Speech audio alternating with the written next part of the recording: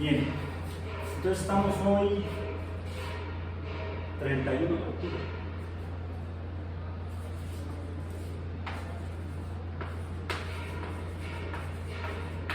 Ahora espacio con una coma, 2022. Tenemos aquí la D, la preposición D, 31 de octubre de 2022 en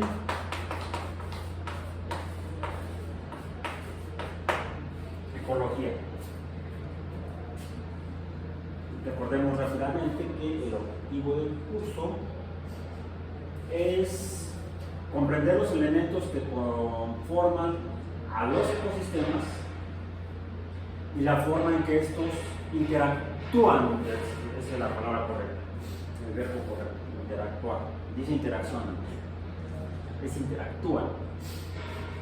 Señalar los aspectos naturales que contribuyen a la fragilidad de los ecosistemas, discriminar las actividades humanas que vulneran la sostenibilidad de los recursos naturales y entender los mecanismos de restauración de procesos ecológicos. Esos son los objetivos generales del curso. Vamos ahorita a hablar del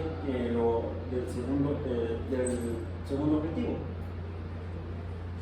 Señalar los aspectos naturales que contribuyen a la fragilidad de los ecosistemas. Ya cuanto a los materiales que hemos revisado, disponibles en el sitio web del curso, que se están compartiendo también en el sistema de información, en el CIRI, y están también disponibles, los estoy poniendo disponibles en el grupo en Facebook, para que si falla uno, al menos haya otro. Entonces está por multiplicado. Eso se llama redundancia en los sistemas biológicos. El hecho de que tengamos dos ojos no solamente es consecuencia de la evolución biológica por selección natural, que a los que tenemos dos ojos que están ubicados en la parte frontal de la cabeza, en la cara, y entonces vemos en la misma dirección, pero desde dos posiciones diferentes. Eso nos permite dos cosas. Número uno, ver el mismo objeto con uno u otro ojo, y entonces hay que decir, bueno, si quedamos sin vista en uno de los ojos, podemos seguir viendo con el otro en la misma dirección, el mismo campo. Pero dado que están separados por una distancia X, cada ojo no ve exactamente el mismo campo. Un ojo ve un campo más hacia un lado y el otro hacia el lado opuesto. Pero orientándolos, enfocándolos hacia la misma dirección, tenemos dos visiones del mismo objeto, dos campos del mismo objeto, de los objetos, con una pequeña diferencia, y esa diferencia la interpretamos acá arriba. Nos permite dos cosas. Número uno, mejorar la interpretación del espacio tridimensional, contribuye a mejorar nuestra percepción 3D, estereoscópica se dice, y entonces tener una mejor información de la distancia entre los objetos, sobre todo en cuanto a qué tan lejanos están de nosotros, están más cerca, más lejos. Entonces mejora lo que se llama nuestra profundidad de campo, no solamente la amplitud del campo, sino nuestra profundidad de campo. Sí, tiene un costo también biológico, evolutivo, que quizá nos vulnere un poco, nos haga más quizá vulnerables a ser depredados. Pues que no, si me llega por acá el depredador no lo veo. En cambio, los ojos de las vacas están hacia los lados, de los caballos están hacia los lados. De la mayoría de los herbívoros, sobre todo los grandes, están hacia los lados. ¿Qué sucede? Pues se tiene un mayor ángulo de visión, un mayor campo en la periferia del individuo. Entonces puede estar pastando, pero puede ver si viene el depredador.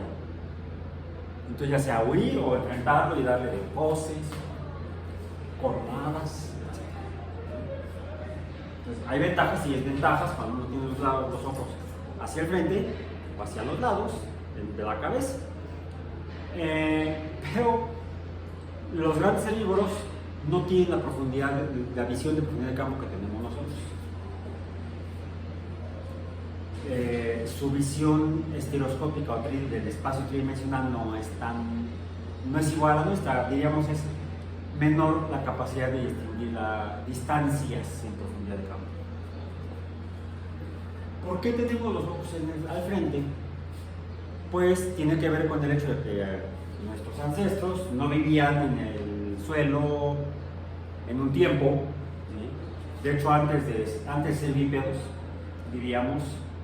no vivíamos en grandes espacios abiertos, en pastizales, en llanuras, sino vivíamos en árboles. Allá está el depredador, pero se nos acabaron las frutas y las hojas aquí, tenemos que buscar otro árbol. Entonces había que desplazarse al siguiente árbol, y si bajamos, que el depredador nos podía comer. Entonces, ¿qué hacemos? Tratamos de brincar de árbol en árbol, y para eso ayuda la mejor percepción de la profundidad. Si te lanzas de aquí a allá y te lanzas y no interpretaste bien la distancia, pues terminas siendo alimento del depredador. Entonces, fue una ventaja tener los ojos al frente, pero nos vulnera en cuanto a... ¿Vieron el Rey León? O la segunda o la tercera, las marmotas en el continente americano, igual los timones, una suricata. Aunque son especies separadas continentalmente, unas son en Norteamérica, las marmotas o perrillos de las praderas, y las suricatas viven en África. El ambiente en el que viven es muy parecido, son grandes llanuras. Entonces están expuestos a los depredadores, y sí está tienen los ojos no exactamente al frente, no exactamente a los lados, sino en un intermedio. Quiere decir que tienen buena profundidad del campo y una buena amplitud del campo, pero no tanta como los grandes herbívoros. Entonces, ¿cómo le hacen para protegerse de ser depredados tan fácilmente? Poder ver mejor de dónde viene el depredador. Bueno, primero se levantan en dos pies. Y segundo, viven en comunidades. Como viven en comunidades, no, viven en grupos grandes. Como ecológicamente comunidad, son varias poblaciones ocupando el mismo lugar. Ahí dije, usé el significado coloquial de la palabra comunidad y no el ecológico, no el científico, dentro de la ecología. Pues viven en grandes grupos, son organismos gregarios. Y al tener los ojos en una posición similar a la nuestra, abre también para acá, por favor. Bueno, más, no importa, tú vete para acá. No vamos a poner cubrebocas porque no es necesario por lo menos. Tú ven para acá. Ven, sí, tú. Si quieres con o sin cubrebocas, no hay problema. Te vas a poner detrás de mí. Viendo así, espalda con espalda. ¿Sí? Cada uno como individuo no tiene una gran amplitud de visión, un gran ángulo de visión. Pero lo que yo no lo veo, lo ve, me puede decir, vas a ir en el depredador, como el tío de Timón. Ok, gracias. Y viceversa. Y podemos juntarnos varios y cada día, mientras estamos comiendo, alimentándonos, estar viendo a ver si no vamos a darle de comer a otro. Entonces, eso es consecuencia, la posición de los ojos, la cabeza, es consecuencia, y la variabilidad en la posición de los ojos puede darse incluso dentro de una misma población, es decir, organismos de la misma especie en el proceso de reproducción. Es parte de la variabilidad debido a las mutaciones individuales en cada organismo, incluso la variabilidad de la expresión de genes dentro de una misma especie. En los humanos no tendrás, ven para acá otra vez, pueden parar detrás de mí. ¿Tenemos la misma talla, estatura o altura? No. E incluso puede suceder que dentro de los hijos de una misma familia, las hijas de una misma familia, no todos tengan, la misma talla en otro sentido. ¿Sí? Hay variabilidad en la reproducción, ya lo hemos mencionado. Eso es consecuencia de cómo se comportan los genes y el hecho de que a lo mejor por cuestiones ambientales, porque eso sucedió en Australia ya con humanos. Llegaron los humanos a Australia y pues había variabilidad en las estaturas. Australia es un país con un territorio, es un país, pero también es un país que tiene un territorio con diversidad de ecosistemas. La parte central es un gran desierto, pero al ser una isla, pues tiene contacto con zonas muy húmedas, mucha agua, mucha humedad, y eso permite la proliferación de vida vegetal, por ejemplo. De hecho, en la parte norte de Australia son muy comunes el bioma de bosque lluvioso tropical, y en las playas, por ejemplo, hay el equivalente a los mangles que hay en las costas mexicanas. Del centro y hacia el sur, hacia las playas del norte no hay mangle, sobre todo en el Pacífico. En el Golfo de México sí, todavía uno encuentra mangle en Tamaulipas, en las costas de Tamaulipas. Este se da en el norte de Australia y hay bosque lluvioso tropical, y el bosque lluvioso tropical tiene muchas plantas arbóreas, altas, medianas y bajas. Entonces, ¿qué sucede? Ven acá, tal vez si llegamos a Australia y él es más alto que yo, y pues sabes que también hay depredadores y hay que correr, córrele para allá. Pero ¿qué crees? Aquí está la rama. O está viendo, no ve la rama y ahí está llegó. Entonces, de las poblaciones nativas de Australia, de humanos que llegan todos, bueno, más o menos juntos, más o menos con una talla promedio, pues en la reproducción a lo largo del tiempo fueron habiendo altos, bajitos. Finalmente, si uno revisa las poblaciones de nativos australianos que tengan menos hibridación con europeos, y no hayan migrado también de Australia a ciudades de un lado a otro, las poblaciones del norte suelen tener menos talla que las del sur, o del este. En el oeste había pocos asentamientos humanos. ¿Por qué? Por eso, al haber un bosque, al haber ramas, podían movilizarse más fácilmente los más bajitos que los más altos. Y es mayor la talla promedio en las poblaciones del norte que en las poblaciones del sur y del oeste, donde las tallas promedio son más altas. Selección natural. Entonces, la posición de los ojos es consecuencia de la selección natural, cuando ofrece una ventaja a la supervivencia. Recordemos, no existe la adaptación como voy a cambiar, me voy a adaptar para sobrevivir. No. Tengo una mutación y con esa mutación tengo que vivir si es que me permite desempeñarme suficientemente, sobrevivir en el entorno que estoy explotando, en el hábitat que ocupo. Si las mutaciones me impiden aprovechar o sobrevivir en el hábitat, sobre todo si muero antes de que pueda reproducirme, entonces me voy a dejar descendencia que sería parecida a mí. Y entonces, los que sean de mayor talla, el caso de las poblaciones del norte y del norte, sino del este y oeste y sur de Australia, tendrían en promedio tallas más altas. Y lo mismo sucede con la visión. Pero también la otra ventaja que ofrece es que de tener los dos ojos apuntando a la misma dirección es que nos permiten más fácilmente sobrevivir en ciertas condiciones ambientales. Sí, un caballo o una vaca tuerta pues, está más vulnerable porque pierde la mitad del campo de visión.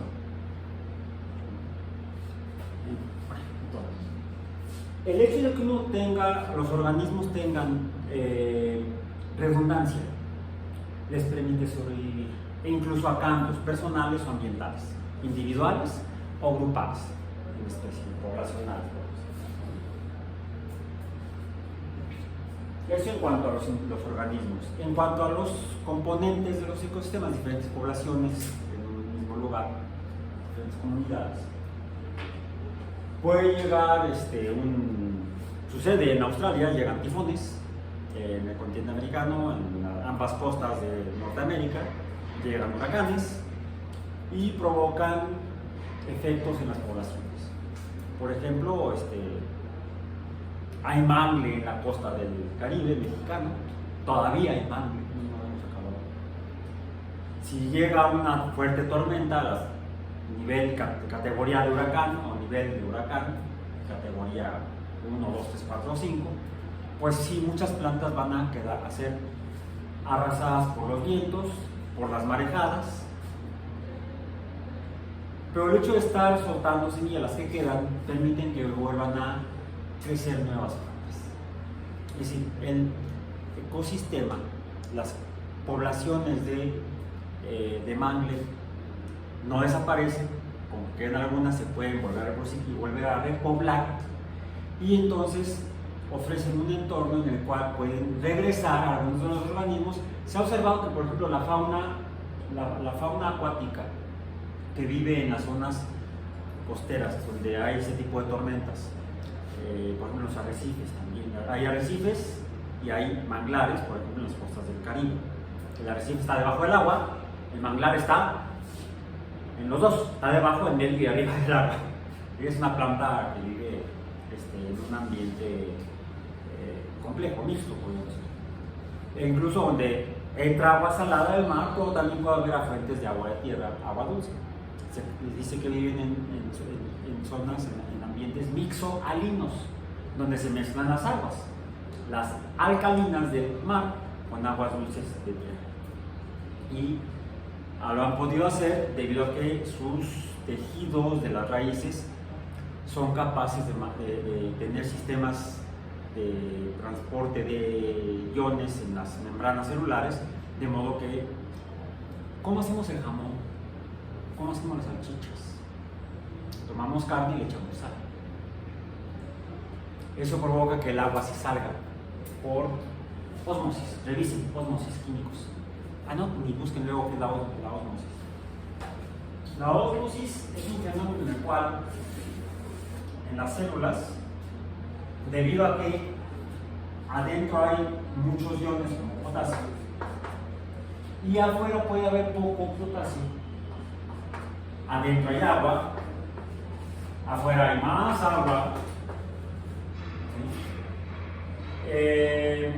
debido a la presencia de mucho potasio aquí, la proporción de agua respecto al potasio es menor aquí que acá. Hay menos agua aquí que acá.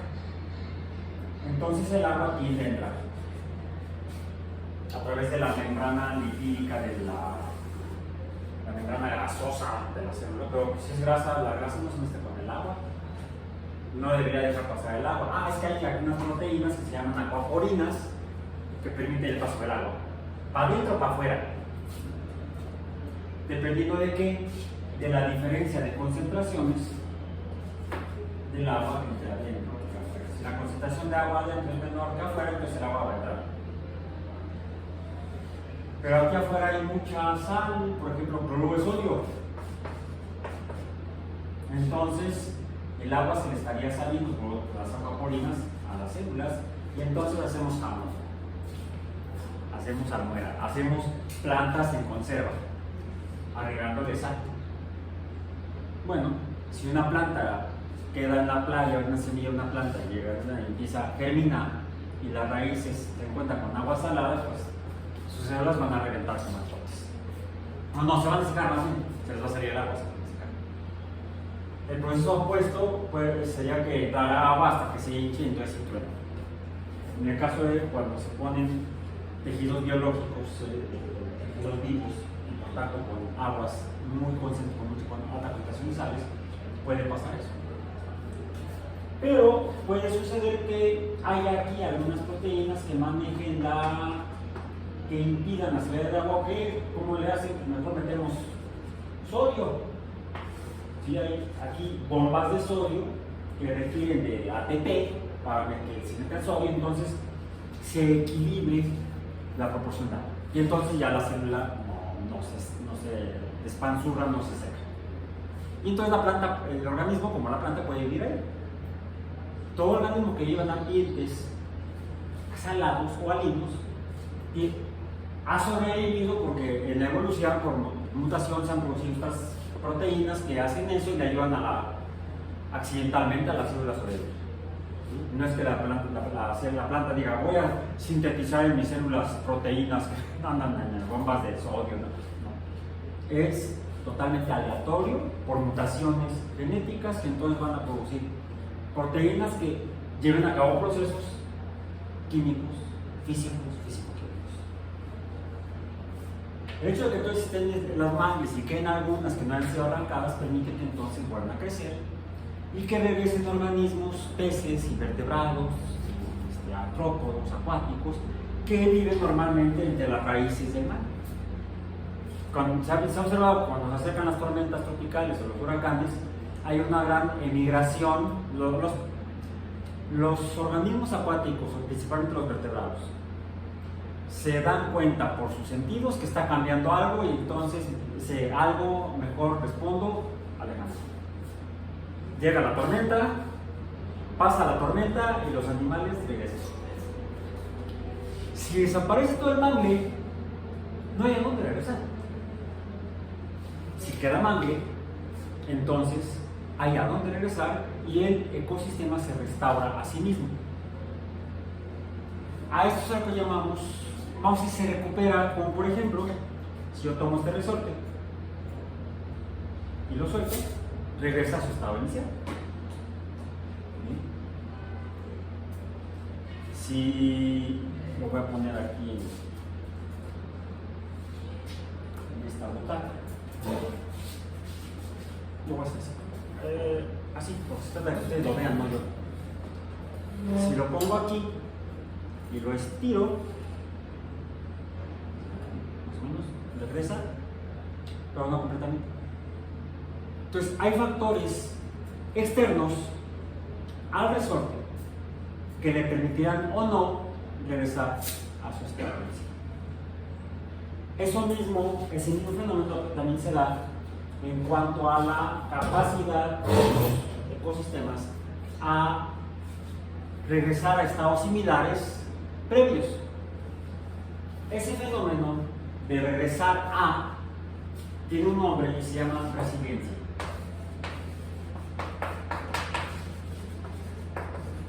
La resiliencia es una especie de elasticidad.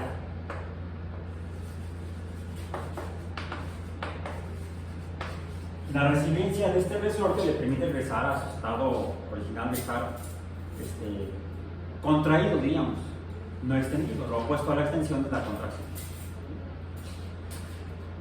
Pero la capacidad de que pueda regresar depende de condiciones externas al fenómeno o al sistema.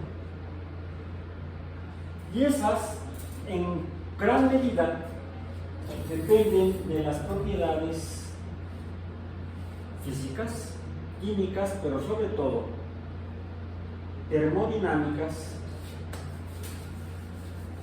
del sistema en particular y por supuesto también de los ecosistemas, de los sistemas biológicos en general. Bien. Esas, por ejemplo, de las leyes de la termodinámica que describen cómo cambia la energía en los sistemas. El hecho de que haya una diferencia de concentraciones de materia en los sistemas biológicos, incluso a nivel celular, y que entonces el agua pueda moverse de afuera hacia adentro, o el sodio pueda moverse de afuera hacia adentro, o el potasio de adentro hacia afuera, remitiéndonos a las bases de la física del movimiento,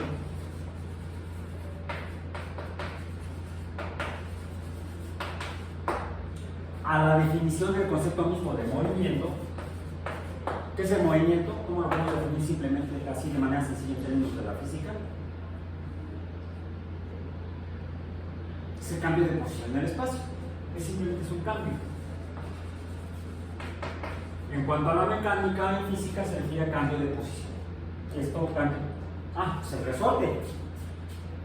La parte alta, la parte de arriba que tengo aquí sujeta al resorte, cambia de posición. Se movió, no todo el resorte, pero sí esta parte de aquí. Cambió su posición en el espacio. Entonces, si es un cambio de posición en el espacio, hablamos de movimiento mecánico. Movimiento mecánico será cambio de posición en el espacio. Eso se estudia en física. Vemos que si lo que cambia de posición es algo que tenga materia, masa, entonces aquí esta parte de arriba estaría en depósito, no se mueve, no cambia de posición. Su velocidad es 0. En el momento en que empieza a moverse, la velocidad cambia de 0 a algo. Entonces se produce un cambio de velocidad. ¿Bien? Cambio de velocidad. Que sucede en un tiempo X. Y además la velocidad va cambiando. Luego cambia, luego cambia. Entonces hay un cambio de velocidad en el tiempo. Y esto es otra. Este cociente nos da otro número o cantidad que tiene un nombre. ¿Cómo se llama? La aceleración. Le pongo la flechita porque además recordemos que en física son vectores, son cantidades vectoriales. Está la aceleración, que es una cantidad vectorial. Si lo que se mueve cambió su velocidad, porque cambió su posición en el espacio, si lo que se mueve es algo que tiene masa, ¿esto qué es? El día es de mañana, AM, antes meridiano. Por ejemplo, son las 10:45 AM, tenemos que terminar ya. No, aceleración por masa es la definición mecánica newtoniana de fuerza. Por cierto, pongamos siempre las flechitas en las cantidades vectoriales. Esta fuerza está provocando, esta fuerza que mueve esta masa con este cambio de velocidad, está provocando que la posición entre esta parte y la parte final, el cambio de posición se dé en esta magnitud de longitud que es distancia, posición inicial, posición final, final menos inicial es distancia. La posición no cambia. La posición X, digamos, puede ser X, puede ser Y, la posición final menos la tengo pegada la delta en la mano, menos la posición inicial es delta X, ¿sí? O distancia, dejémoslo como delta X, que cuando decimos que es de arriba para abajo tenemos que decir para abajo, ¿sí? Es otra cantidad vectorial. Entonces tenemos una cantidad vectorial que es la fuerza, una cantidad vectorial que es la distancia. Cuando la fuerza provoca un cambio de posición de una distancia específica, nos da otra cantidad de este producto, otro número. ¿Cuál es? El trabajo, que es una cantidad vectorial. Y toda fuerza que es capaz de producir trabajo es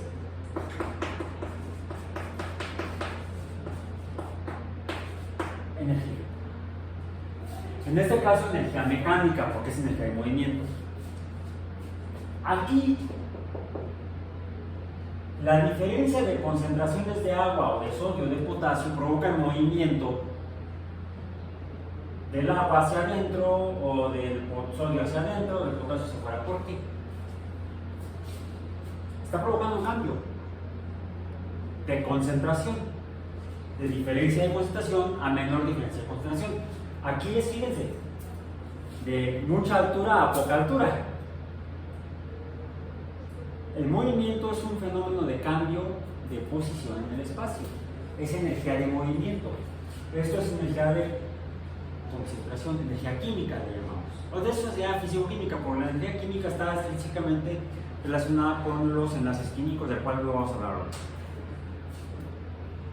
Entonces, aquí lo que tenemos es energía debida a las diferencias de concentración de materia. Pongámoslo, la materia representa con la letra C nada más. ¿Okay? Pues la energía se debe a la diferencia de concentración de sustancias. Y como tal, entonces, como es energía, los cambios de energía los escribimos con base en las leyes de la termodinámica. Por eso es que tenemos que tener conscientes y recordar lo que establece la ley cero de la termodinámica, el equilibrio químico, el equilibrio térmico, De la ley cero se desprende conceptualmente, aunque históricamente se ha trabajado diferente, pero conceptualmente se desprende la primera ley, que la energía se conserva. En un sistema definido, la energía se mantiene constante. Si el sistema es aislado, o si el sistema es cerrado, o incluso si el sistema es abierto, pero si el sistema es abierto puede estar perdiendo energía. Y la segunda ley que nos dice que la energía en el sistema tiende a disminuir, ¿sí? La entropía. La energía disminuye y esto es la entropía. Que la representamos con la letra S, que aumenta. ¿Sí? En los sistemas, todos los sistemas en el universo, la energía que los conforma disminuye y el desorden, entendido la entropía como desorden, aumenta. Cuando llega un huracán a una costa donde hay mangle, hace todo un desmangle, y entonces el sistema se desorganiza, aumenta la entropía. Entonces, ¿por qué se restaura?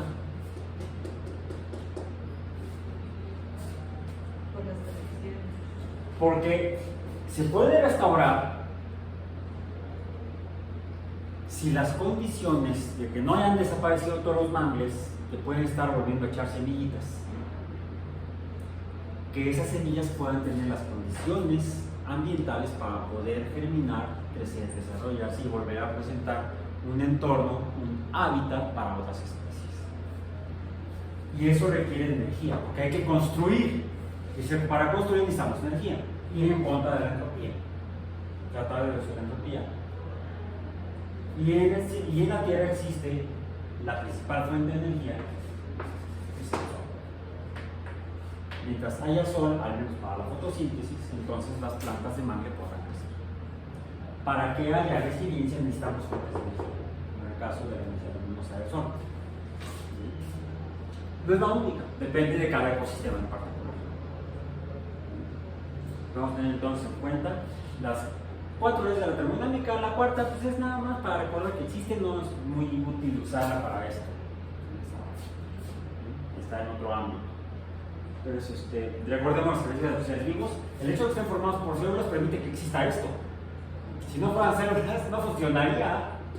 Y entonces no habría fuentes de energía para que esto se mantenga vivo. Se requieren diferencias de energía. No, diferencias de algo que genere energía, diferencia de concentración, algo. Entonces, los sistemas toman energía, por eso lo hacen. ¿Cuál es la energía? La energía físico-química, digamos. No es química porque la química es del enlace. No es solamente física porque física sería la mecánica, por ejemplo. La energía eléctrica también es física, que la cual también participa aquí, no fenómenos como el de la fotosíntesis y la respiración, son fenómenos eléctricos. No voy a detener en ellos entonces, de este tipo de factores depende que los seres vivos se mantengan. De estos, que no son los factores bióticos y abióticos, porque de hecho otras fuentes de energía serían los nutrientes. Ahí los nutrientes son fuentes de energía química. Cuando uno ingiere un nutriente, una materia, un compuesto químico, lo que hace es romper los enlaces para usar la energía química de los enlaces y formar enlaces de mis moléculas. Así es el ciclo de la vida. Matamos moléculas para hacer moléculas. Para eso ya sea que usemos la luz y dióxido de carbono y agua y sintetizamos azúcares, o tomamos los azúcares de la lechuga y los rompemos para hacer tejido muscular.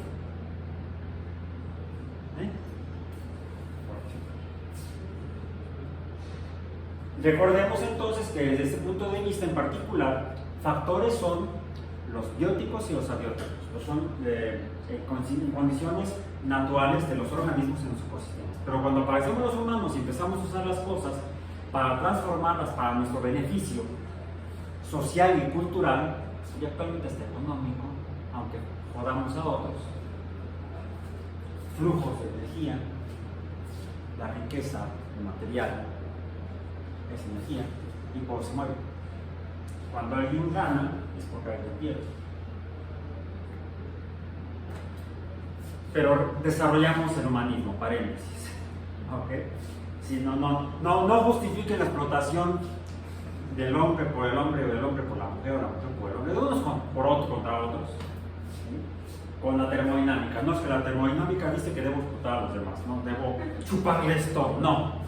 Desarrollamos el humanismo en el siglo XVIII. No se hace un tal por cual. Entonces, de ahí surge, del uso de las cosas, pasamos del concepto de factor biótico a biótico al de recurso. Pero si sacamos la energía de los sistemas en exceso, aumentamos la entropía y vamos a impedir que regrese. Se requiere siempre una disponibilidad de energía disponible para que el sistema pueda regresar. ¿Qué sucede si estiro el resorte y lo estiro, y lo estiro, y lo estiro, y lo estiro, y lo estiro? Termina por romperse. Y entonces ya no regresa. Todo sistema que tenga capacidad de regresar o resiliencia a un estado de una energía mínima con una entropía mínima, o sea, equilibrio entre la energía y la entropía, se mantendrá y permanecerá.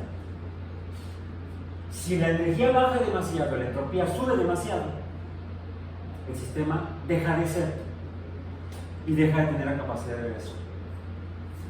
La capacidad de resiliencia está limitada, no es infinita. Bien. Y cierro esta breve sesión del día de hoy mencionando algunos aspectos que están en las referencias que estamos usando para este tema en esta semana 3, una semana muy en la que desafortunadamente se nos atraviesa, estamos muertos. No, Dios, el Día de Muertos. El miércoles no hay sesión, entonces vamos a seguir trabajando con lo del muestreo en el miércoles de la próxima semana, de la semana 4. ¿Sí? Y modo, de por sí no tenemos laboratorio y aparte nos quitan un día. Bueno, sí tenemos laboratorio de ecología. Es el ecosistema que nos interesa y podamos ver. Y aunque aquí no son ecosistemas reales, porque son artificiales, son jardines artificiales, son jardines hechos sobre lo que originalmente eran chinampas. Hace más de 50 años, antes de que se construyera la Unidad Iztapalapa en esta región, pues había chinampas, la cual ya era en sí una perturbación del ecosistema natural que había sido un lago. Aquí había un lago, pero los habitantes de Culhuacán y de Iztapalapa, de manera similar a los habitantes de Tenochtitlan, empezaron a utilizar los recursos del lago, los factores del lago los transformaron en recursos naturales para producir lo que ellos necesitaban.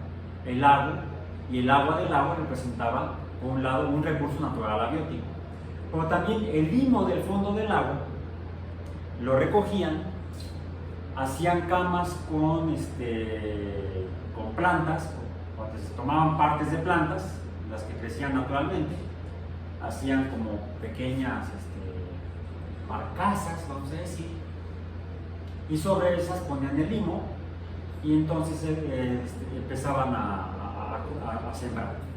Por supuesto, era probable que esa se llama chinampa, la chinampa se hundiera un poco, no hay problema, le echamos más limo y de esa manera se fueron rellenando las orillas del lago ya desde tiempos de los mexicas, de los culhuacanos o culhuacanenses, no sé cuál sea el gentilicio de los nativos originarios de acá del pueblo de Culhuacán, luego le pegaban el santo, ¿sí? O de Iztapalapa, ¿sí? Que no es lo mismo que Iztapalapa, eso es allá en la playa,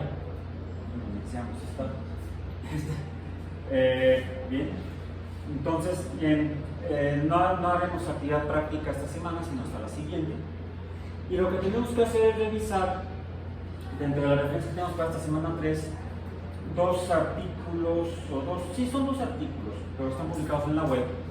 Uno de 1995 de la Universidad de las Naciones Unidas, la The United Nations University Press, conceptos clave y aspectos sobre ecología, por ejemplo. Y el otro que ya lo tenemos como referencia de la semana pasada, el artículo de Chambers, Allen y Kochman, publicado en Frontiers of Ecology and Evolution, de 2019, es una referencia más reciente, titulado, no me acuerdo el título del artículo, pero está en Organizando la resiliencia ecológica, los conceptos de resiliencia ecológica para el manejo de especies y ecosistemas en riesgo. Y hay una tablita, la tabla 1, si revísenla bien. Hay otros diagramas importantes que hay que revisar, pero la tabla 1 termino con ella.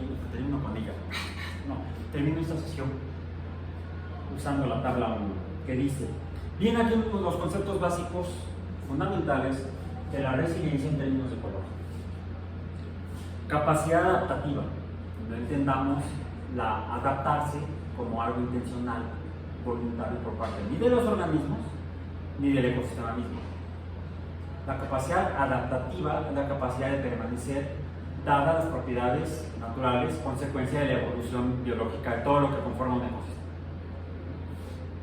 Es la capacidad de un sistema de mantener sus funciones críticas y procesos durante un cambio o ante nuevas condiciones ambientales. Puede ser un cambio temporal, por ejemplo, la temporada de huracanes en las costas del Caribe mexicano son recurrentes y eso ha contribuido incluso a que algunas especies desaparezcan porque no podían sobrevivir ahí, no estaban adaptadas y no tuvieron las mutaciones que les permitían permanecer, no se adaptaron, que mensos, no es voluntad, es aleatorio, ni modo, es como jugar a la ruleta en Las Vegas o a las cartas, en fin. Estados alternos, no confundir con otras realidades alternas. Es la configuración alternativa que puede tener un ecosistema en términos diferentes de composición de especies y abundancia. La resiliencia ecológica, una medida de la cantidad de cambio necesario para que un ecosistema cambie de un estado de procesos y estructuras a otro estado diferente de procesos y estructuras.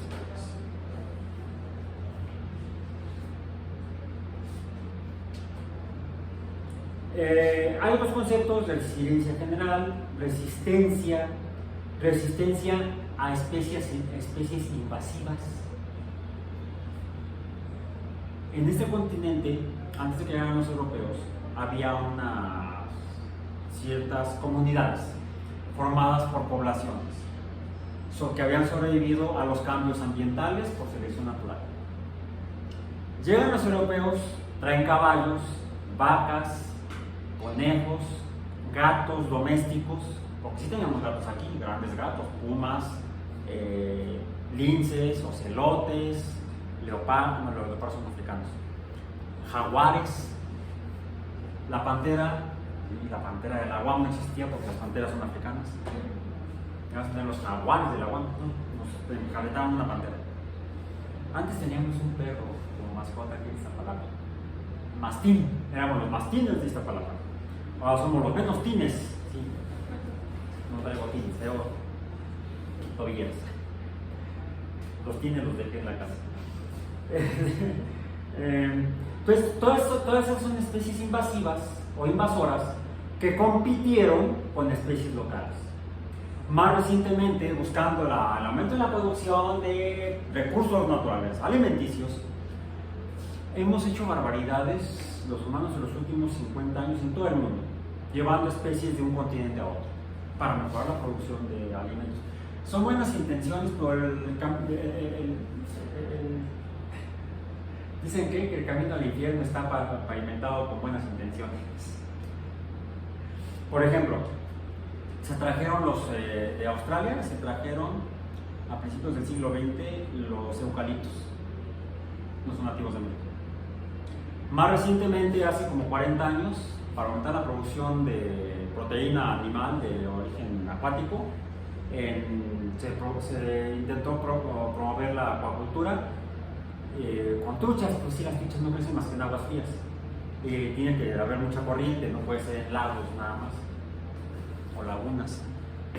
¿cómo le hacemos? Tenemos allá la laguna de Cuitzeo con el blanco y el pez blanco de Pátzcuaro.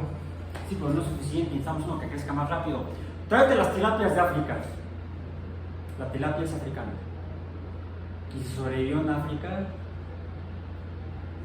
Lo mismo que se hizo en Brasil para aumentar la producción de miel y se trajeron las abejas africanas.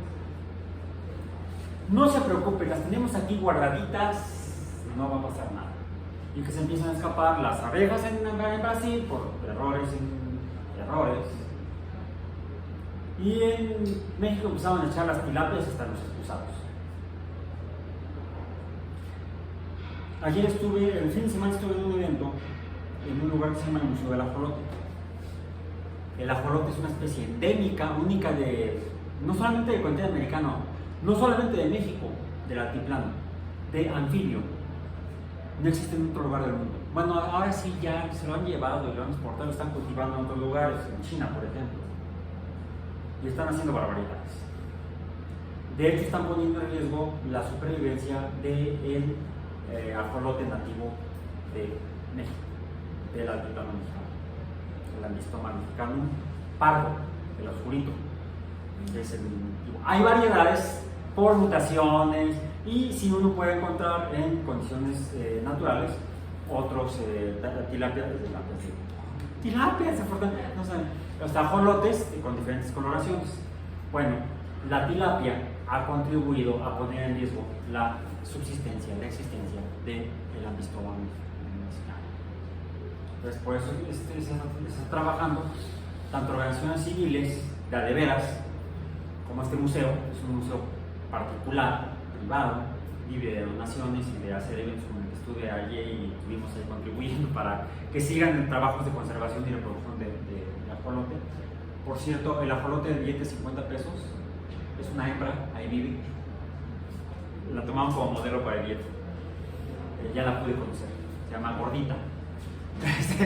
Y también la UAM en Lerma, se abrió la unidad Lerma para, entre otros proyectos de beneficio social, de conservación de humedales y cuerpos de agua, donde viven y sobreviven poblaciones de tilapia. La resiliencia actualmente no solamente depende de las condiciones naturales de los ecosistemas, sino de cómo los humanos interactuamos con los ecosistemas y contribuimos a su resiliencia y no a darle en la torre a la resiliencia. Con eso terminamos el día de hoy. Nos vemos el próximo viernes.